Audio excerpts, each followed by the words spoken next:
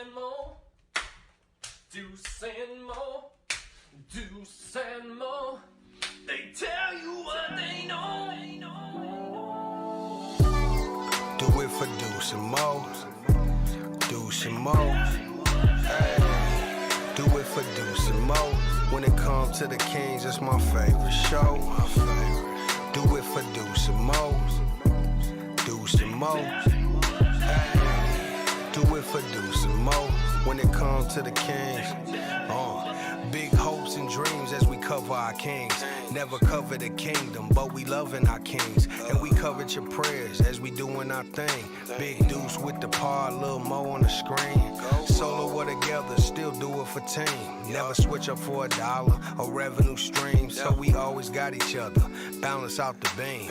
Deuce and Mo, and that's the end of the theme song. Do it for Deuce and Mo, Deuce and Mo.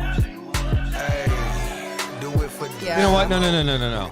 What? Because unlike the Kings, I bring it every night. Here we go. We are live! Happy trade deadline eve. Oh, the Kings got spanked. How we doing tonight, chat? What up, Deuce? Woo! Hey, Morgan. Meh. I'm rooting for y'all. Hey, thanks. Yep. Whew. Let's go, Kane. Unbelievable. I mean, believable, but like unbelievable at the same time. Kings lose to the short-handed Detroit Pistons on trade deadline eve. A Pistons team that came into tonight with 2 road wins. 6 wins all year, down their 2 leading scorers. Yeah. Made a trade earlier today, losing a couple of guys, and they come in here. And they don't just beat the Kings. The Kings didn't just have like an off offense tonight where, hey, they lost by 3, you missed shots. They got worked by the Detroit Pistons. Worked. Jay Ivey, 37 points, nearly outscored the Kings in the 4th quarter. He had 19 points on 6 of 6 shooting. Wow. And how about this? After a 5-2 road trip, Morgan, we sit here and go, well, that whatever. This team is who we thought they were. Damn. I'm down tonight. I am down. Well, Sorry. Go ahead. No, please. Wait, no. You know what? I want you to jump in because we have a lot to talk about. And I'm anticipating we're probably going to go live at 5 a.m. if something big happens in the NBA because tomorrow's the NBA trade deadline. We're going to be live reacting all morning long to deals that go down and talking to people.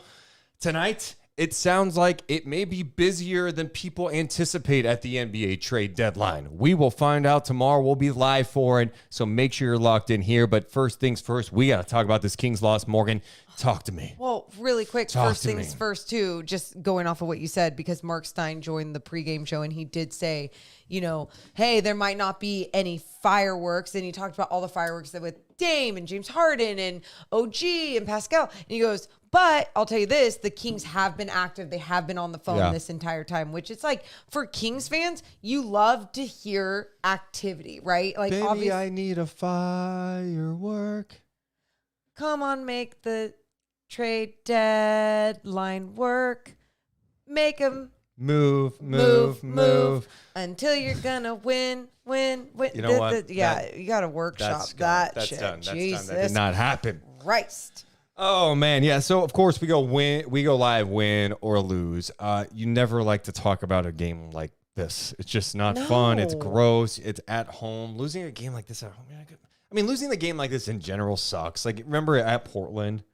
That game sucked when they were short. The Portland Trail Blazers were short-handed. The Kings outworked. But yeah. All right, move on.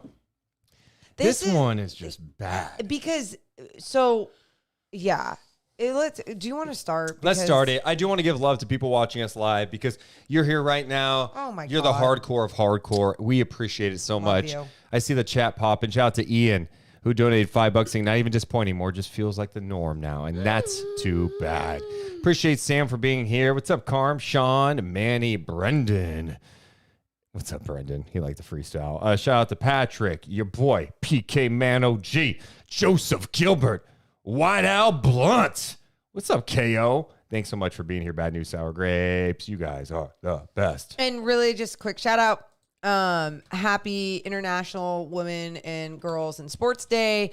And I just had, it was so cool. I worked with a producer named Chelsea, and she usually does a whole bunch of other stuff. A lot of people are on Super Bowl coverage, so she got to produce our show. She was just amazing. And then all the other women that just work behind the scenes at the NBC studios are just so amazing. They're so empowering. They're so supportive. I mean, a lot of the guys too, but it's not about you today. Thank you. But it's truly just feel so very lucky. And then the amount of women that come up to me, and I know you as well, during games, it just makes me so happy that basketball has been able to connect with so many different communities, and it just melts my heart. Well, please enjoy the final hour and 13 minutes of it, because we're moving on from that, huh? You get your day. Your day. What a dick. You laugh so you don't cry. Ayo. You laugh so you don't cry. What's up, Beam Cream 69? Great name. Jesus Hey, Jim. Christ, really? Can the Kings draft Caitlin Clark? Dude, that'd be dope. Caitlin's a I'll take baller. Caitlin. I'll take Caitlin. How about Indiana? Indiana's going to get her because they have the number 1 pick. Really? Hey, Caitlin Clark and Tyrese Halliburton in Indiana. Must be nice. my That's crazy. God. All right, let's have some fun. Deuce and Mo coming down in 3, 2, 1. Hit my music. Deuce and Mo, Deuce and Mo, Deuce and Mo. They tell you what they know. Deuce and Mo, Deuce and Mo. Sorry, I just started choking in the middle of that. And the mic was up, and I had to break in. I'm sorry. What? I don't. You just. It's a happened. live podcast, bro. Like, that is the thing. I think tonight made me sick.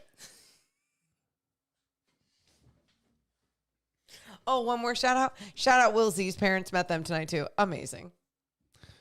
Brooke, I don't need any messages about Drake. Oh, love Brooke.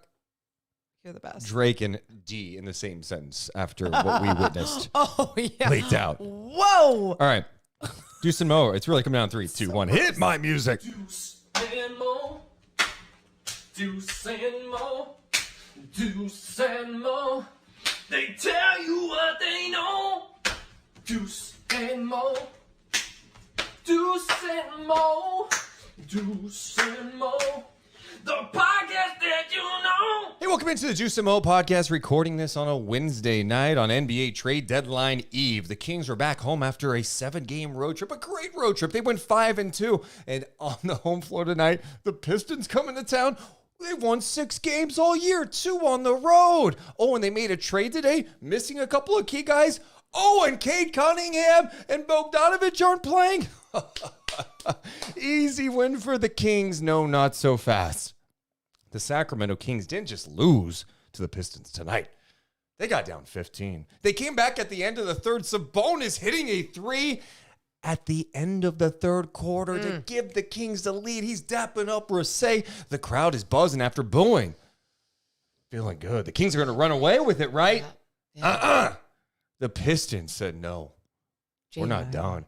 You can't guard me. Jaden Ivey said, you can't guard me. Alec Burke said, revenge game. Marcus Sasser was nasty. What? Jaden Ivey had 37 points. Jaden Ivey had 19 points in the fourth quarter on 6 of 6 shooting. The Kings as a team in the fourth had 21. Yes, Jaden Ivey almost single-handedly outscored the Kings in the fourth quarter. And the Sacramento Kings, after that 5-2 trip, everyone feeling good, give up 133 points to the Pistons and lose 133-120. Welcome to rock bottom, the low point of the season. This podcast and every one of our podcasts presented by our friends. We're at Northwest Exteriors. Check out trustnorthwest.com. I'm Deuce Mason. That's Morgan Reagan. How you doing, Mom? Welcome to rock bottom. A little dramatic. No. No. Please proceed to talk. You haven't talked. Go. Sorry. My bad. But I know, Morgan. You like to say, Deuce, you ride the roller coaster sometimes. I'm feeling what you're feeling. This is a low point because I think tonight it showed all the Kings' weaknesses on display. Everything that fans have been concerned about against the good teams, you saw tonight against a Pistons team that is bad. There's no excuse for this one. sometimes you lose games in the NBA. Hey, I had an off night. You come back from if the Kings came back from this road trip and they shot 37% tonight and they lost by 3, we'd be like, oh my God, that's really bad. But we'd be like, you know what? Tired legs. They traveled 7,000 miles on this trip, 2 weeks. No. Morgan, if I would have told you before the game the Kings would hit 15 threes, that they would have 31 assists and just 4 turnovers. 31 assists and 4 turnovers, and they'd score 120 points, you would say, that's a W tonight against the shorthanded Pistons. It wasn't, because the defense was beyond putrid tonight. Ooh. This defense tonight couldn't guard anybody. What was the word you used? Putrid. Disgusting. I like that. You give up 133 points to this team? Yep. No disrespect to the Pistons. But let's have a little reality here. Yes. This Pistons team beat OKC a couple of weeks back. Why? Because OKC missed shots. You miss shots sometimes. This was an example of not being locked in. The effort level was bad. This was not a serious performance by the Kings. It was so disappointing. And when it's the night before the trade deadline, it's magnified. It looked really bad tonight, Morgan. Oh, it was magnified. And it was magnified not only by, I'm sure viewers at home, Golden One Center booing. Yeah. Was like, well, I get it. And it's because everyone understood the angles going into this game. And you already mentioned so many of these things. Oh my God. I was dying laughing with Mike Bibby going into the half. Like, you guys get this. The Kings allowed 70 points to this shorthanded team. Keegan has 4 fouls at this point, and Fox is 0 for 4 at the free throw line. This is not good, but they can figure it out, right? Like, that was my thing. It was like this weird confidence, even at the half, going like, okay, it's not pretty, but it can get better. And it did get a little bit better at the end of that third in the way that they really rallied back into this one to start off. And that's it, Morgan. What is it? You take the lead going into the third if you're a good team, if you're a serious team, right? The Kings are good. Mm-hmm. But let's not lose sight. This is who they are. This is not 10 games in. This isn't 20 games in. This is 50 games in. There's 32 to go. This is what they are. Some nights when the shots are falling, it's going to be good. When they're locked in defensively, it looks good. But tonight, not locked in at all. And then even if they try to be locked in, they're getting shredded. Everyone talks about they can't guard the three-point line. It is accurate. But you know what? They also can't guard the perimeter. So they get carved up in the pick and roll. They get carved up because they just can't stay in front of their man. Killian Hayes breaking down Kevin Huerter, getting in the paint, spraying for 3. He had 9 assists. Jaden Ivey attacking relentlessly, using his physicality, shouldering guys. I mean, they got so many easy looks because they just shredded. It was an awful defensive performance. Awful. The Pistons shot 56%. They hit 17 of 31 from 3. That's 54%. 17. The Sacramento Kings are 29th in three-point defense, allowing teams to shoot 39.7%. The only team worse, the Hornets, at 39.8. So let's go ahead and say Sacramento is dead last in the NBA because I'm rounding up. It's fair after tonight, too. This is what they are. I was stunned after this game, and I was stunned. It's like, a lot of times when you're a pregame show, a postgame show of a team, like you definitely go the angles of like, hey, like what was positive out of this one? It was one of those games where I can usually talk about the good of, hey, it was really nice to see this effort here or this, or there's losses where you can still talk about good. And I truly, truly believe that with every team in the NBA, with every sport. But with a game like this, because of all the angles going into this game and then how it finished, I had a very difficult time talking to Mike Bibby after this one about what was good. And in fact, I kept telling him, I'm like, I'm not okay. And he kept saying like, look, you really do have to have the mindset of going on to the next one. I'm like, can I get you on my Calm app tonight? And you tell me that like while I go to bed, because I don't feel that way. And then Brad Miller comes on in the second segment of our show. And I'm kind of, Mike and Brad are just like kind of laughing and having fun. I'm like, oh, is this funny? I didn't really say that, but really I'm thinking, you guys, like, what was the mentality? Like, how do you just come in like this when you guys play teams like this, when you were a good team? They're like, yeah, you shit the bed sometimes, basically, and it just kind of happens. Yeah. And I get all of those things, but I still feel the way I feel after really wanting this team to take that next step, especially after a really solid 5-2. When I say solid 5-2 road trip, they found a way to get a win. Wasn't always pretty, but they found a way to get a win. And tonight, I thought it was going to be an ugly win, and instead it was a terrible loss. So they have games like this. Yes. They don't close games well. No. Even when they look good, they don't close games well. No. And sometimes they fall apart in those games. Even though they've been playing better basketball before tonight, they're still, you go, hey, can you close out Chicago better? You're up 30. You got down to 3. Dallas, you're up big. Why'd it get tight at the end? Milwaukee and Phoenix, games you had that you lost. The Portland game where you got absolutely destroyed by a shorthanded Portland team in Portland. The game where the Hornets came here and won. Like, okay, one of these games every once in a while, this can't happen. And that there's really no excuse you can make, but I think tonight is where you see the shortcomings most. You know, I've given Kevin Huerter a lot of love for how he's been playing lately. I think he's done much better defensively at times. Yeah. His offense has gotten it going. He got torched defensively. The last two games. They went after him, and I've seen him able to respond when teams go after him. And you're exactly right. The last 2 games, it was like, wait, I get there could have been better help defense on some of these plays, but sometimes you got to take it upon yourself when one of these fast guys are going straight at you. It's not like they're good NBA players, but they're not De'Aaron Fox going at you. They're not completely unstoppable. The other problem is just going super small. I mean, so because you can't guard their guards, you go, all right, we're going to have Fox, Mitchell, Monk, Huerter, and Sabonis. I mean, Lyles had it going at one point. Give me some Lyles. Let me see. Lyles was knocking down shots, and I know it wasn't just about shot making, but I need a guy that can at least like get a rebound every once in a while. Again, I'm just looking up and down, like just some guy with size. So Lyles had 19 points, only 2 rebounds. So great example, Deuce. But even someone like Keegan. So Keegan had he was in foul trouble all night. He ends up playing 20 minutes. Look. He had 4 fouls. I know he had an off night, but he's in his second year, and at some point, you got to make him figure it out. Like, let him play through it. I've said this to you before, Morgan. Let him struggle out there. I'd rather him struggle and figure it out. Let him struggle and figure it out in the fourth quarter of a tight game against the Pistons, because he's probably your best defender. Sure. And he was on the bench while you're getting worked. Well, they've had him defend Donovan Mitchell, Steph Curry, Luka. The list goes on. Like, not having him out there, I get he was a little off.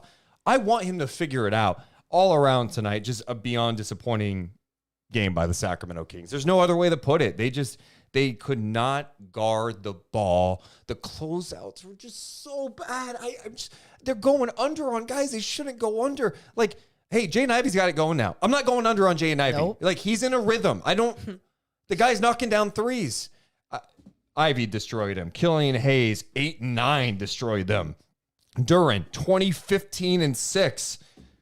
Sasser off the bench, 18. Alec Burks, he was hitting shots that were guarded sometimes, but like, the guy gets confident. You give him any look. Here's a question that someone asked me. That someone asked me after the game. They go, hey, how come every team feels like they look like an all-star elite team when they play the Kings? Even if the Kings pull out the win, they said it just feels like they're shooting lights out against the team that feels like they play really well. What is it? And I'm like, I noticed that too. And with the 3-point shoot, I go defense. I mean, alone you can just talk about the defense. I mean, so pick and roll coverage. If your guy's getting beat and then Sabonis gets beat, everyone's moving around, right? And you're late closing out on guys. You're helping. It comes down sometimes to being able to guard the ball, being able to rotate properly. You put some guys in bad spots, or the wrong guys are collapsing, and then everyone's collapsed in the paint. And these guards are smart enough. They're going to take it on 4 guys? No, they're like, hey, I've got 3 guys out in the perimeter right now. I'm going to find the open shooter. Here's the other thing too. Yeah, and they always find, and it feels like against the Kings, they always find the open shooter. And maybe sometimes I go, is that length? Like, but then you notice like there's been a lot of good defensive possessions for the Kings where they're getting deflections, hands are up, and discipline, and all those things. And they weren't tonight. Not only that, and I also I look at someone like Kevin Huerter, for example, when we are giving him all the love when he deserves it, when he is playing good defense. And he's not even the best defender out there, and he's staying with guys, not tonight, staying with guys, sliding left and right, moving laterally, contesting, doing what he needs to do. It takes when you are not the best defender, it takes a different level of effort and mental toughness and all of the things that you have to put on yourself to make sure that you can hang at that level every single night. And I get it. It is going to be so difficult at times, but I just, when you're not a good individual defender in the league, you got to make sure that your effort is just times 1,000,000 when you're guarding on ball, especially when it's quick guards. The Kings were also out-rebounded tonight, Morgan, 48-33. Of course they were. 48-33. The points in the paint stat from last meeting to this one, what was that? Well, they had 82 points in the paint, which is a crazy, absurd number in that what it first was. meeting. Just another level. Tonight, 56 on 28 of 42, which, 56 isn't bad. awful, but no. They did better in the second half of it. But it's just, I felt like that was an area that they could have. I thought in the first half, especially offensively, I thought they were settling a lot. The bench, to their credit, Trey Lyles, Malik Monk, I felt like gave them a lift a little bit to get them back into the game.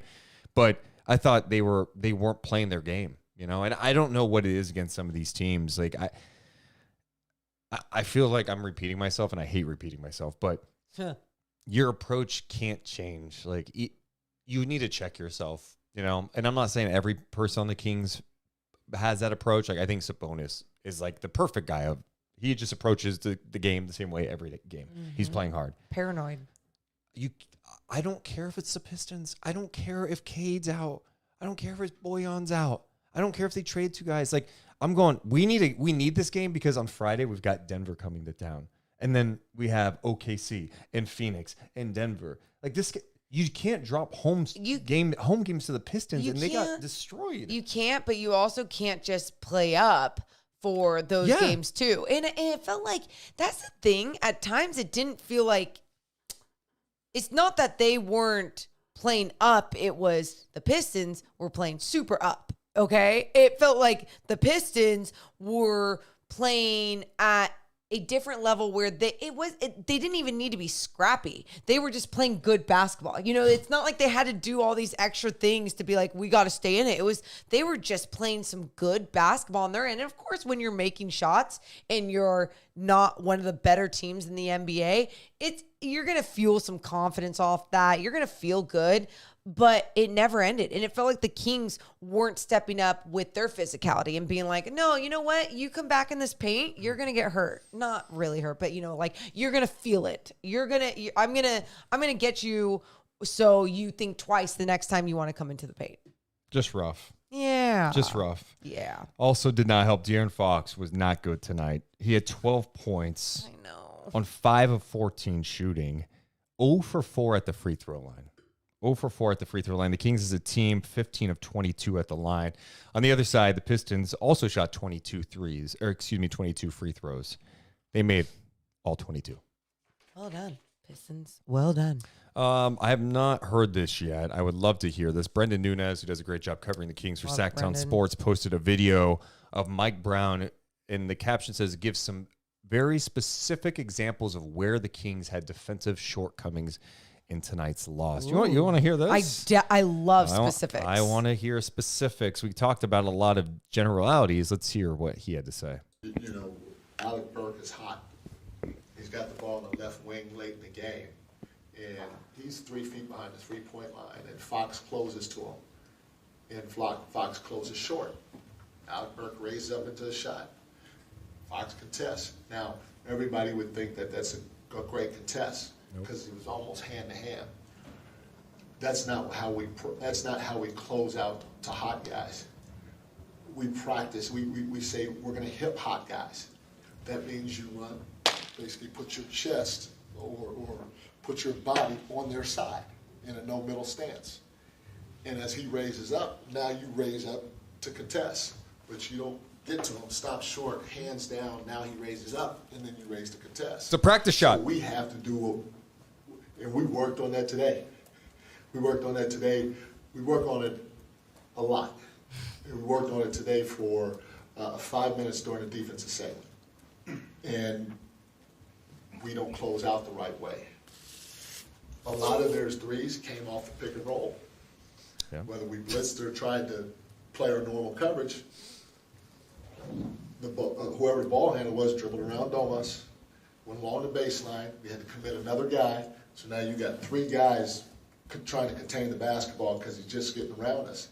When that happens, if you're not actively on the side of the ball with high hands, instead of putting your chest in front and not letting that ball get around you, once that ball gets along the baseline and it flattens the defense and you're not there to try to have active hands, they're going to throw darts to players along the perimeter.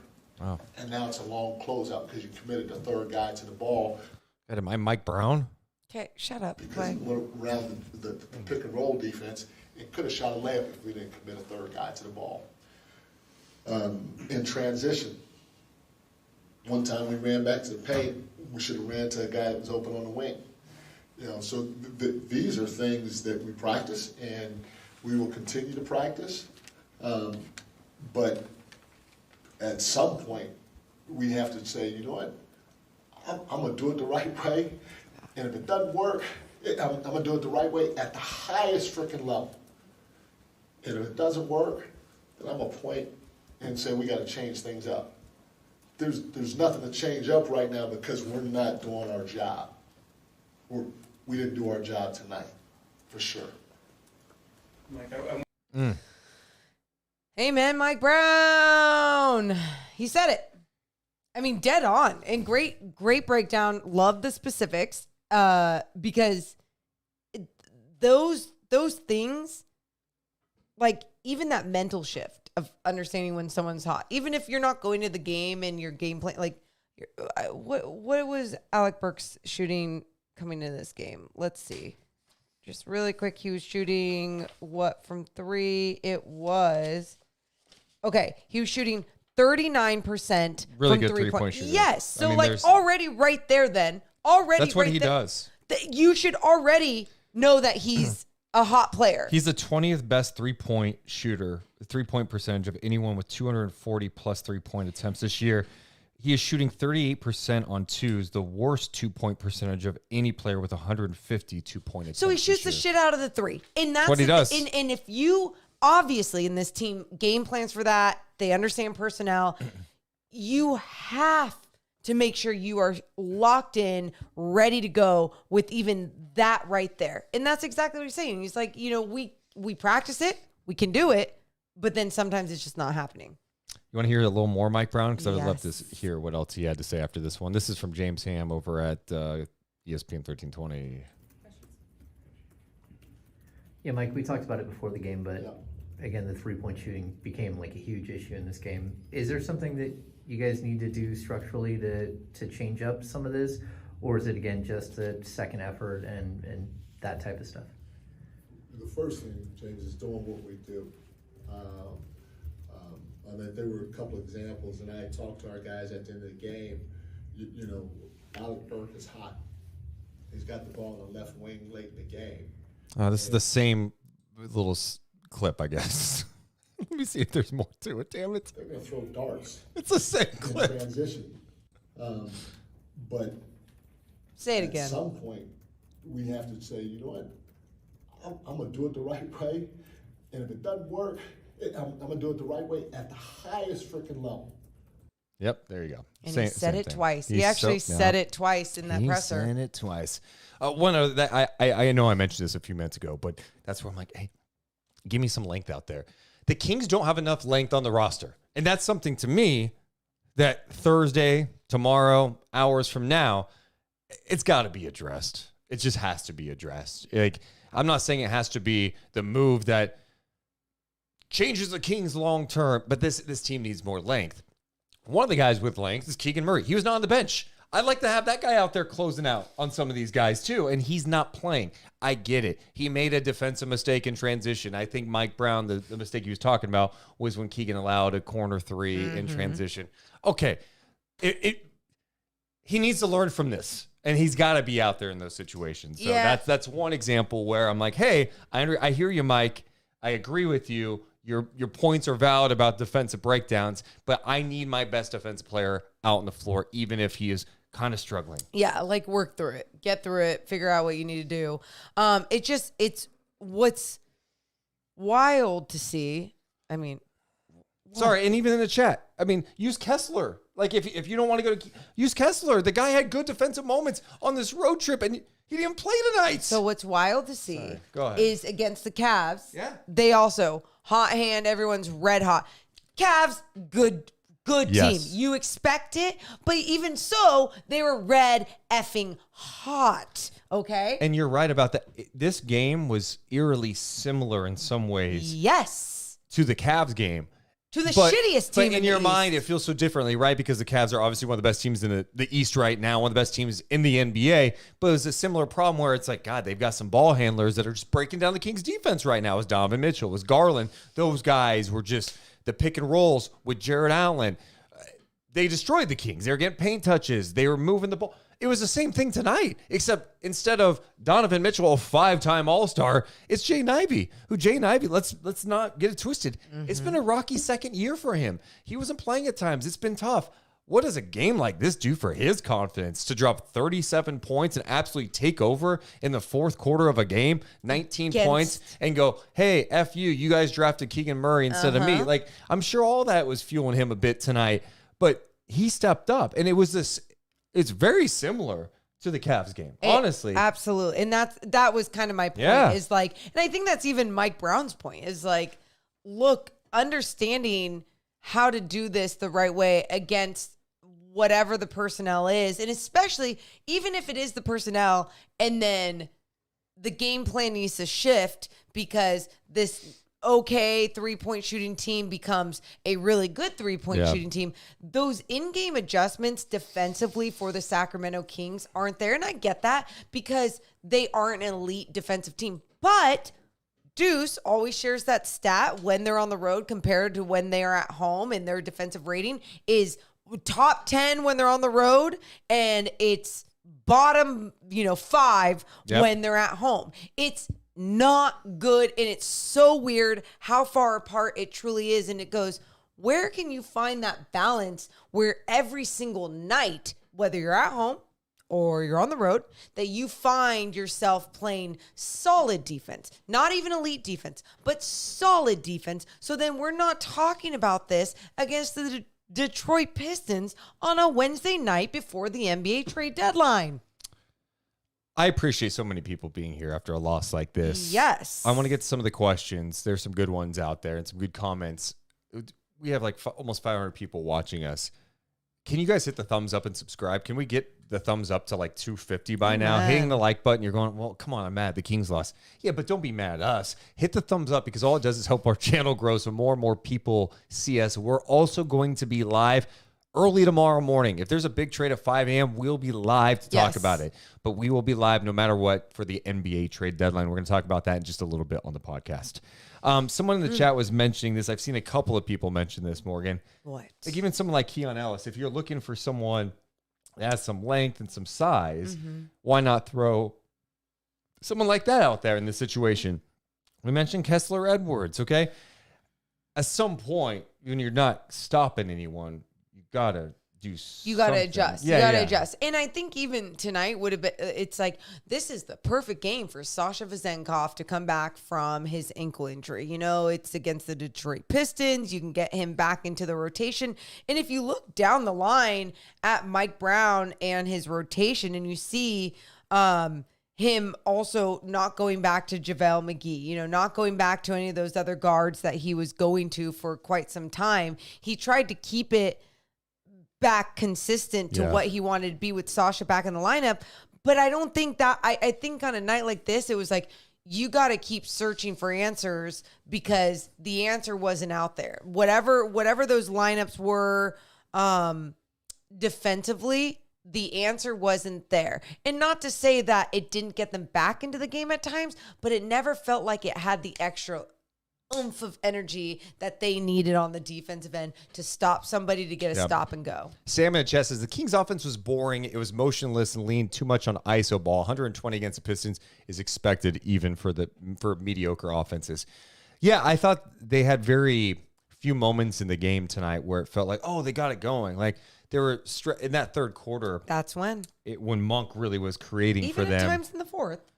Early, yeah. Yeah. But then it got away from them big time. I mean, they closed on a good run. I mean, Pistons outscored them in the fourth 36-21.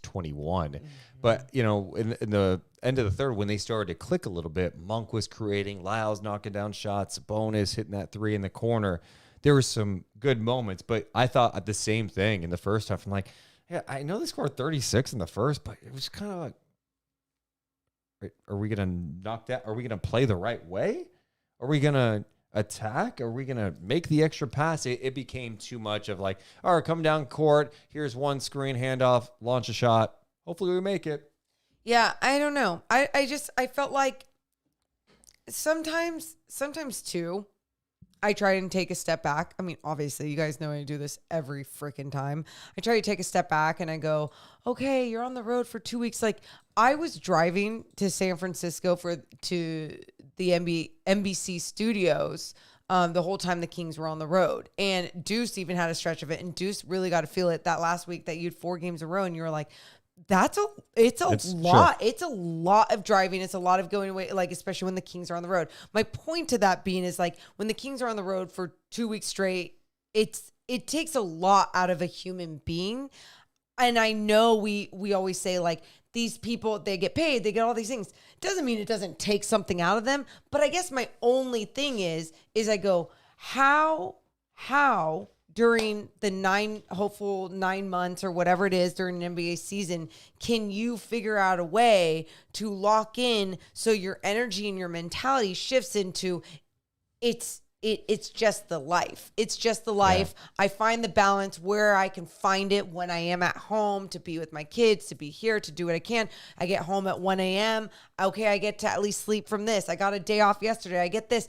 I don't know the answer to that, but I also go like, as a human being, and I've felt it before at times where I'm like, why am I so tired? Sometimes you just eat the wrong way. Sometimes you're just depressed. Sometimes you're all these different things. And you think about an entire team supposed to be locked in all the time together. And I just go, okay, trap game, 2 weeks on the road, mentally just weren't there. It's not an excuse. It's just more of my analysis into what tonight probably was. Here's one. The Pistons, what kind of mental thing do you have as a 6-43 team? Yeah. When you just made 2 trades today and your 2 leading scorers are out, like it's but that's the thing. I get that. Like I get that for them too. Like I don't even understand how many times they had to go to the locker room and Monty Williams is like, all right, another loss, like pack up, let's go, next one. I don't like, what do you even say after every loss? I get that. Again, there are 0 excuses. I am just literally analyzing like from a different perspective of like, hey, like did this happen? And was everyone not locked in? And here's my only other thing to that. I go, well, someone like Domas Sabonis is able to come in with a pretty consistent mentality every single night. Whatever he's drinking, whatever he's eating, whatever he's doing to get his mind right, do that. Figure it out. Like, do what he does. Just study from him. Take whatever he's doing. And Dave in the chat, she's not making excuses. She's literally just explained it. Dave. No, it's typical Dave in the chat, and he's in our Discord too. And now he's about to be timed out through the trade deadline because he wants to be an ass. So. I mean, but that's the thing. Like, how is that an excuse when I literally said I'm not even justifying what they did? I am just. She was literally saying if there's a reason, you got to figure out like what that is to get through it because that's the reality of the season. Is Dave a robot? Is Dave a robot? Like, do you not have feelings? Do you hate yourself? Go away, piece of shit. No, I'm not doing that. Like Morgan's on fire. on it, boo. Oh my god. Yeah, I mean, there's literally no excuse, and if the season's hard for everybody, everyone's got long road trips. Good teams find a way through it. And that's my other thing to it, because I go, why is Domas coming in, pretty consistent all the time, blah, blah. And I go, when there is a leader like that and he's able to perform like that on the floor every single night, do whatever he does off the floor, whatever, as someone, if you are around that and you love the game, I'm sure not only that can become contagious, but maybe that's also something that you want to learn from. So maybe there are things you can take from him, learn from him to go in that direction. But at the same time, you're also going to have some bad times. You're human. And it just really sucks that it's against a team like the Pistons on your home floor. And that's where I hate when we keep talking about the defensive rating on the home floor. I go, why can't you figure that out? That feels like an effort and a locked in mental thing. Yeah. Puzzling. And I think the reality I get to with this team now is, like I said at the start, this is who they are. So, look, if they don't make any moves at the deadline, okay, this is who they're going to be. Like, they're going to be a team that wins some nights. No, they'll be good enough to be a play-in team, top 6 team in the West. They've got enough talent to be a playoff team. But they've got a ceiling. Like, what else can this group do? We've seen it. They have they have shortcomings. They don't have enough defenders. Herter gets exposed a lot. We know HB. Like, the bench inconsistent. Fox has been a little inconsistent lately. I think this group together has a ceiling. And so that's why I look at it, and I know we're going to talk about the trade deadline in a bit. This is, to me, a pivotal deadline for them to make a tweak that addresses some of the weaknesses. You're not going to fix everything tomorrow, but can you do something that puts you in a better spot to compete and improve the things you want to improve long term? I look at this team, and I mean, let's just say you put them up against the Los Angeles Clippers in the first round of the playoffs. You go, there's not a move that they could make tomorrow that is going to prepare them and or make them better than the Clippers for the first round of a playoffs. But that doesn't matter to me. It's all about still being able to make tweaks to try and achieve to become better and better, and to try and achieve whatever the identity of your team that you're hoping to see as you keep going forward. Because the identity that we saw from the beginning of this season to right now, inconsistency. And I said that to you even after some of the wins. Even after some of the wins, you asked me, like, what is this team? I said, inconsistent. And that's how it still feels. It doesn't feel great. And after a night like this, it does not feel good. Appreciate you guys so much for hanging out with us. Make sure to hit the thumbs up and subscribe. We should mention that tonight's podcast presented by our friends over at Northwest Exteriors. Do you need windows on your house?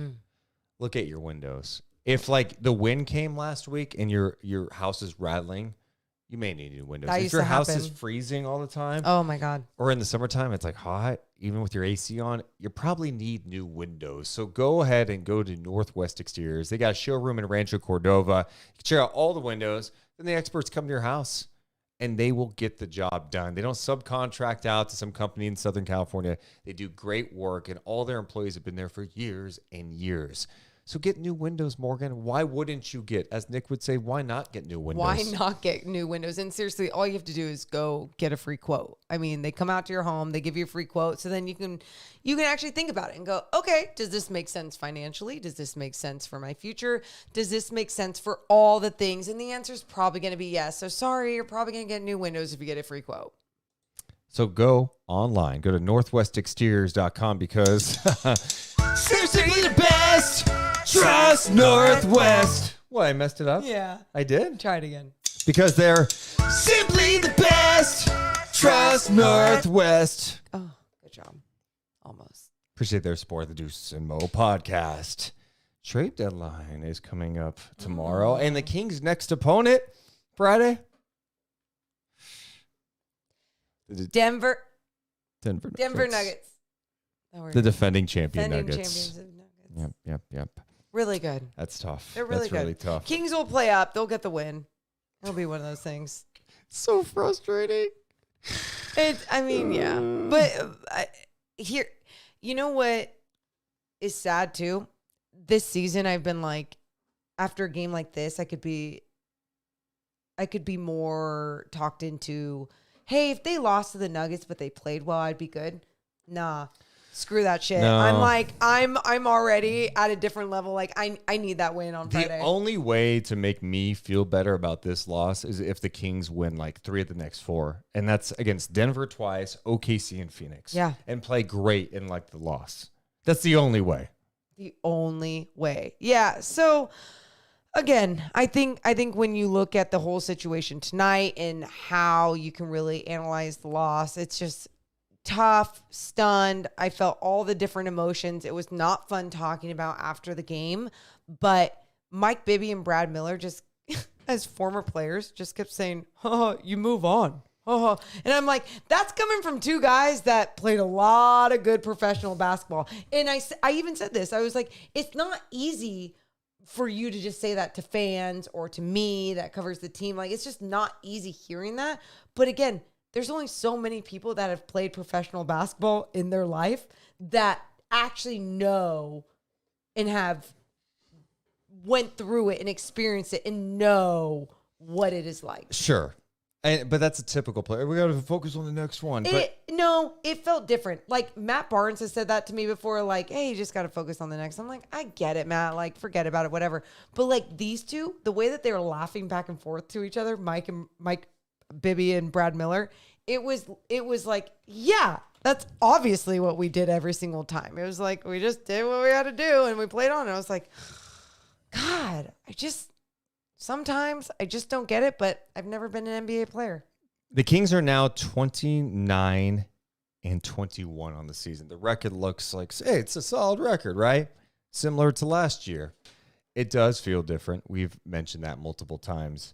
As the trade deadline is coming Thursday, by the time you're listening to this, later today, hell, by the time you listen to this, the Kings could have already made a move or 2. They definitely need something. And I know we've been pretty consistent on this. I think the big swing is gone. I don't think the big swing is out there. And if I'm wrong, I'm wrong. But I think the big trades happened. We saw Dame Lillard traded. We saw James Harden, Pascal Siakam, OG Anunoby. Like, what's the big swing? Like, you hear other names. I don't know that the big swing is out there. But I think there are moves to be made. And you said you talked to Mark Stein on TV tonight, who said the Kings are very active in talks. Phone calls, talking, phone call. And he was very adamant about saying that. And I was like, oh, well, we all like to hear that. We like to hear activity. We like to hear people being busy and that they're not just, taking it for granted. Oh, the big players are gone. Let's just wait until the off season to make some moves. It's like, no. The offseason, they can make their big move because they'll have conveyed the Herter first-round pick. If you make the playoffs, right, it's top 4 team protected, and then you have your picks to move. You have some reasonable contracts that you can move to go ahead and advance. But you just need more length to compete. I mean, this team getting the experience of another first-round series, even if they get bounced, is going to be a good thing for sure. But I don't think you can just go, all right, we'll just kind of run it back with this group. If you do, you're going to get the same results. And the only thing that's going to come out of it is probably more frustration on the court with the fans, everybody. Yeah. And you don't want to feel that. And I'm not saying make a move just to make a move. But last year, in some ways, it made sense not to. Like, hey, you're winning. The vibes are great. Chemistry's awesome. You're playing pretty well. Keep it moving. If there's a move to make, we can, but we don't have to. This year, it feels like, hey, you should do something. And it needs to be more impactful than a Kessler Edwards move. It doesn't have to be a mega move, but there's something in the middle. You think about some of the names out there. Could it be Caleb Martin? Could it be Royce O'Neal, Dorian Finney-Smith? Those are some names that have been thrown out there in reports before. We've heard Kyle Kuzma's name. How much interest is there in Kuzma? It's so hard to figure out this time of year because there's so much smoke. You don't know where the info is coming from. Is it an agent? Is it a team? Are they playing games? Are they being genuine? It's hard to figure out, but guess what? Tomorrow's the day. It's here, and we're going to find out. How much do you think that they need to do something? Or let me rephrase this. Rephrase. Noon comes tomorrow. The Kings don't do anything. Nothing. What's going through your mind? Well, I don't feel good, but at the same time, I go, were they not willing to give up certain things, as in their future assets, if whatever future assets that they do have, their certain players, caliber of players. And I say this because even when Mark Stein was on our pregame show talking to him about all the trade deadline and what could happen in the NBA, he was just talking about even DeJounte Murray. You know, the Hawks are asking for at least 2 first-round picks. Sure. And then Kyle Kuzma, you know, even him. 2 I first-round understand picks. those names. I just think But- the other role players are gettable. Then the other role players, I absolutely believe are gettable. But I also go, at that point, what tweaks are having to be made? You know, like, what are you having to trade for these gettable tweaks? I don't know that answer. Second round picks. I mean, sure, if it's second round picks, then sure, do it. I just coming back with the same doesn't make sense. It doesn't, Deuce, but I'm so curious what some of these people that are selling these pieces and players, what they're asking for. I'm very curious on what everyone's asking for these days. So, and we haven't heard fine. any rumblings coming out. So if other teams could make deals, why wouldn't the Kings be able to? You know, like we saw But other you trades just- being you look made at- today, and there wasn't anything crazy going out to get these Dude, players. second round picks, hell yeah. If you can do that, amazing. Love it, sure. But if there's something more to it, yeah, you got to ask yourself what you're willing to give up for your future and what you believe that what completes this team in its depth, right? I don't know. I don't think it's good enough right now where the Kings are at. I think anyone can say that, especially we can all be prisoner of the moments and say that after a Kings loss to the Pistons. But as of right now, because there is no pulse on the trade deadline, yeah, I don't know. There's But the not a lot of question things was, coming would out. you be disappointed if they didn't make a move? If they came back with the same roster, they were not able to get anything done. Would you be disappointed that this is it? This is going to be the team the rest of the year? I guess, yeah. Yeah, you would. No, I mean, You would. You say that. 100%. I mean, Okay, let me ask you, would you? yes. I know. So then, Yes. great. Then explain There's- yourself, because I'm obviously not at the same level. I mean, you know the shortcomings of this team. They don't have length. They don't have a lot of size. There's so many times their perimeter defense gets shredded. Like I'm trying for Matisse Thybulle. What's it going to take to get Matisse Thybulle from Portland? What is Portland doing? And maybe they're not shopping. Maybe they're not getting rid of those guys. But I'm talking to them. I'm trying to figure out what's it going to take, because someone like Matisse But Thybulle it sounds like they are talking to all these people. Someone like Matisse Thybulle can come in and give you exactly what you need. He's But got length. He could. Talking and actually being able to make, that's why, like, that's But why that's their when- job. That's their job as I a front get office. that. I get that. But that is their job. But it takes two to freaking tango. I get it. I understand that part. But we're not talking about the Kings trying to work out a trade for Anthony but Matisse Edwards. Thybulle, it's like that one, even that name right there, Deuce, to me is like, you're probably going to have to give up some shit, not just some second round picks. That's fine. And I'm with you on that, but I don't know, like, are all these teams going, oh, Malik Monk or Keegan Murray or no deal? Well, if Portland's asking for Keegan Murray for Matisse Thybulle, obviously you hang up and go, we're not being serious here. And then he That's goes, an okay, extreme fine. example. How about Keegan for Chris and God. No, but I guess my point is, I don't have a pulse on what these teams are asking for. But when talking to Mark Stein, it just always feels like when everyone's asking for multiple first round picks. And I even made a joke and I was like, and everyone's firstborn, because it just, sometimes the sellers like are dangling the carrot in front of all these teams that are buyers because they know there's not a lot of sellers out there. And that's all I'm going right now. I can't sit here and tell you that I would necessarily be disappointed, but it wouldn't make me feel good. Yeah. And does that make sense? I do want to be clear too. I don't think there is a move out there that's going to completely change the Kings' fortunes for this year.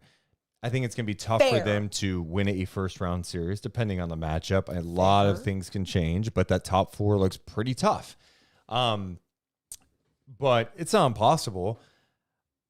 I would just like to see Mike Brown's a smart defensive coach. I think he's got great ideas, but he needs some of the pieces to execute those deals. Yes. Some of these guys aren't bad players. I like Kevin Huerter as a player. I think he does so much for the Kings offense. The Kings starting lineup is a pretty efficient lineup. He's a big part of that. He does a lot of nice things out there, but they're just terrible matchups. This league has a lot of talented players that can break you down.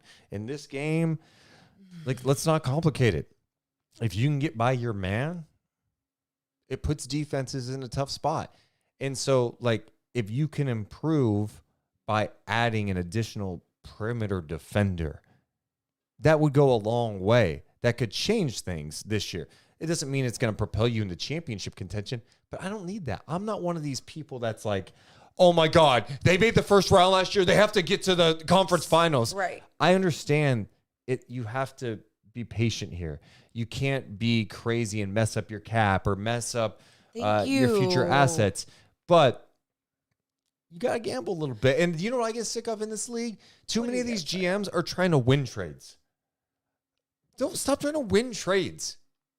Make the trade that's going to help your team. Win the long run. Win the long run. I don't win the future. I got to win this trade. No. Who cares? Screw it. Just go make the right Thank deal. you. Screw the pulse of what other people are going to say. You're going to get C minuses, especially if you're in small markets. F them all. Who cares?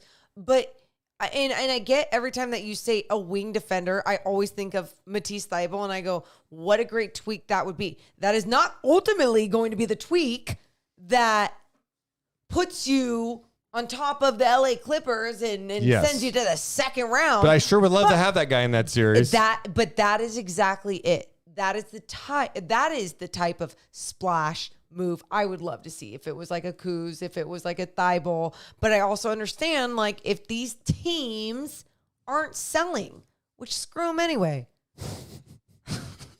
Hate everyone today. You're still mad at Dave. Dave was saying that he wasn't trying to attack. No, and it's fine, Dave. Yeah, it's fine. Let me just say this really quick. Uh-oh. Sometimes, because I'm on here, I'm talking for hours, I'm vulnerable at times, and I just think sometimes it's such bullshit when I say things and I preface it with I'm not saying it's a moral victory, but let me analyze this part of it. And then I'll say, I'm not saying this is an excuse, but let me just say this part of it. Humanizing shit and talking about the other angles. I just think it's unfair that I can't comment on that where it's my opinion, she's a soft bitch, oh my God, blah. And it's just he didn't say that. My point is, just let me talk without it being the final opinion of oh, Morgan's justifying this loss. Please, that's all I ask. And I'm sorry for flipping you off. Are you really? I am. And you're probably not a piece of shit, but you deserve to be called in the moment of my heated moment. Well, it's interesting because it's already been made into an emote on our Discord channel. Someone made. Wow. So, congratulations there, Morgan. Hey. What if... It's a perfectly aligned with your eyes. Yeah, right it's like there, my too. nose. It was meant to... If I could have a different nose, it would definitely be a middle finger. Oh my God. That's all. Come on. That is hilarious. Let a gal talk, I hear you, man. I hear you. That's what happens when you lose the Pistons, man. Everyone's on edge a little bit. I get it. Everyone's on edge. Everyone's, and I get that too. Everyone's trust me, like you guys in the post-game show, I'm being told, hey, let's talk about some good Domas. Guess what I said? Nuh-uh. I'm not about to talk some good stuff about these players right now. I'm so ranting about what I didn't like that was good. You know, and like, so I have that pulse. I have that feel. Just trust me. So when I do have some good things though too, like you're allowed to have both. Well. Oh, no. Who would be your rock and soul player of the game? Did you already? Jade and Ivy. I can't hear you, Morgan. So Jade and Ivy. Because I know you're a heel, and I know you probably made it an opponent. I'm going to. I didn't even make a graphic because I couldn't stomach it. Jade and Ivy is a rock and soul player of the game. I mean, the guy was great, and he has not been very good this year. He's finally getting some minutes, played just under 38 minutes tonight, and this guy made every big play. His team got down. He said, let's go. Let me rally. I think this is a big moment for him. Like, you wonder what a game like this can do for his confidence long term. He's going to get an opportunity here in the final, 25-ish games of the season. You saw the talent coming out of college.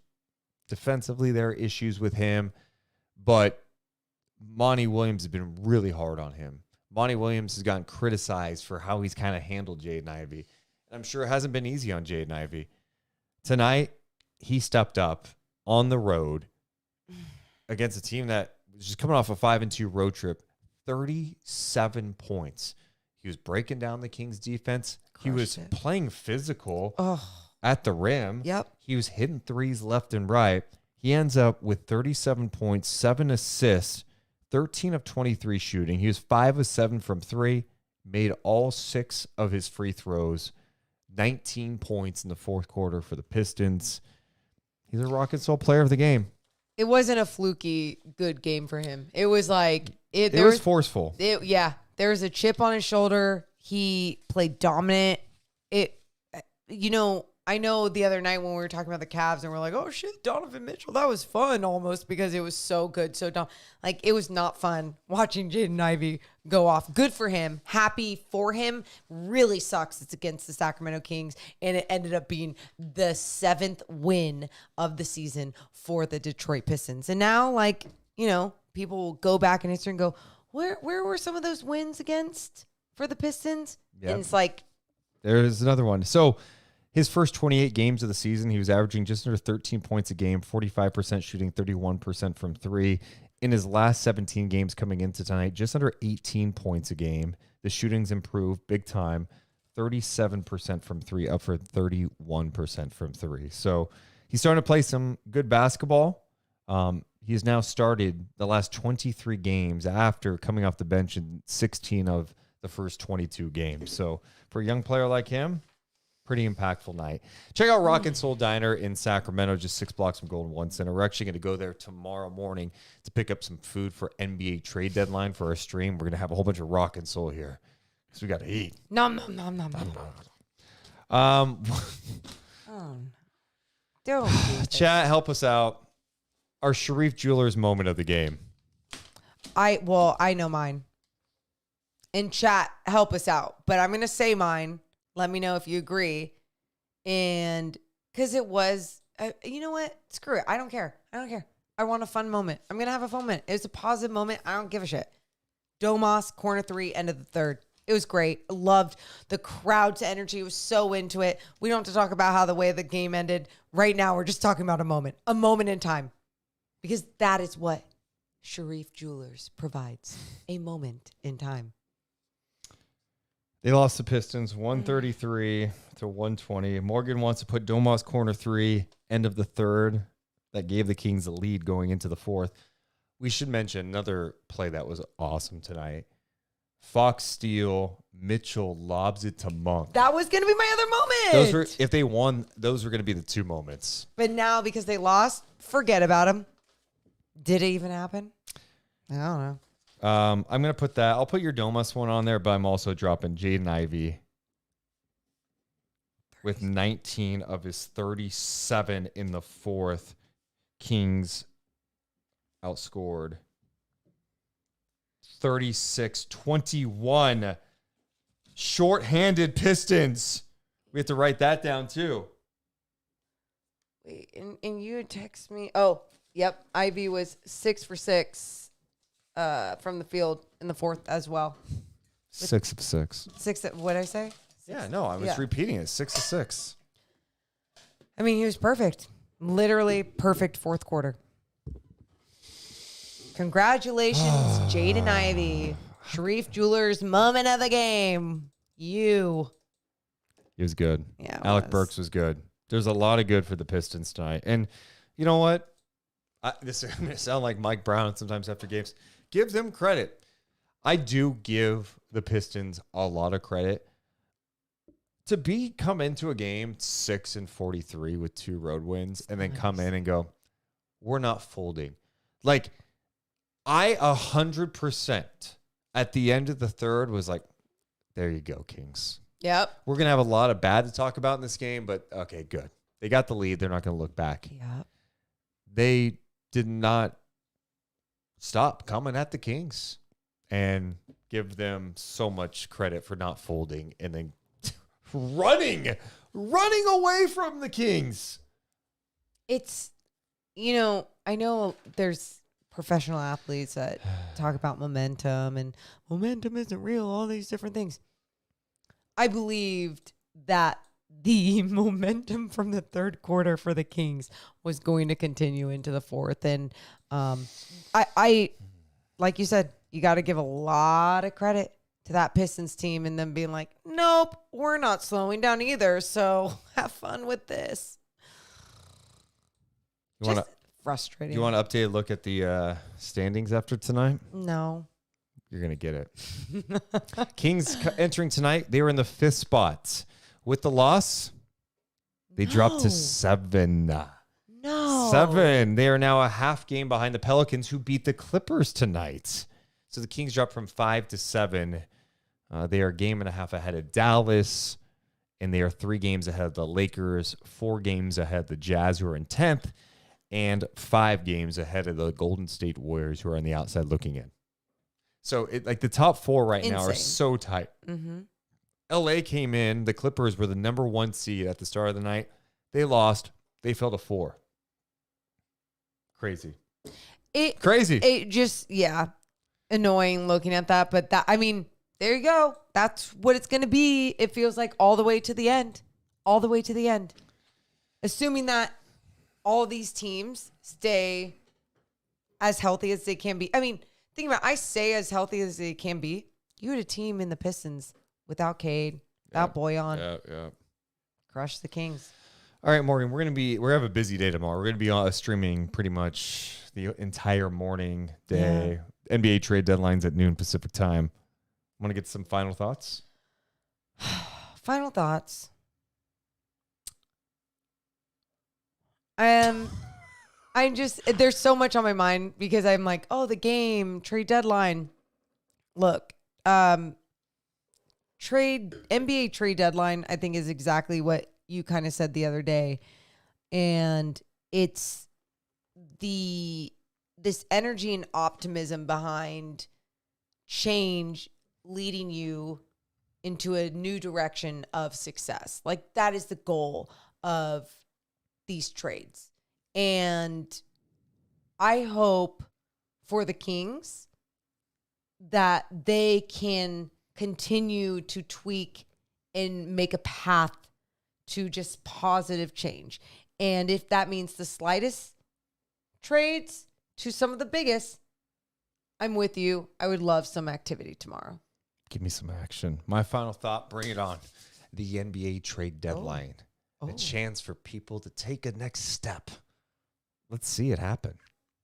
I can't wait. We appreciate you guys so much for hanging out with us after this ugly loss tonight. Make sure to hit the thumbs up and subscribe. We love you guys, but we got to go. You all have a wonderful rest of your night. Be ready for anything tomorrow. See ya! Deuce and Mo, Deuce and Mo, Deuce and Mo. They tell you what they know. Deuce and Mo, Deuce and Mo, Deuce and Mo. The podcast that you know.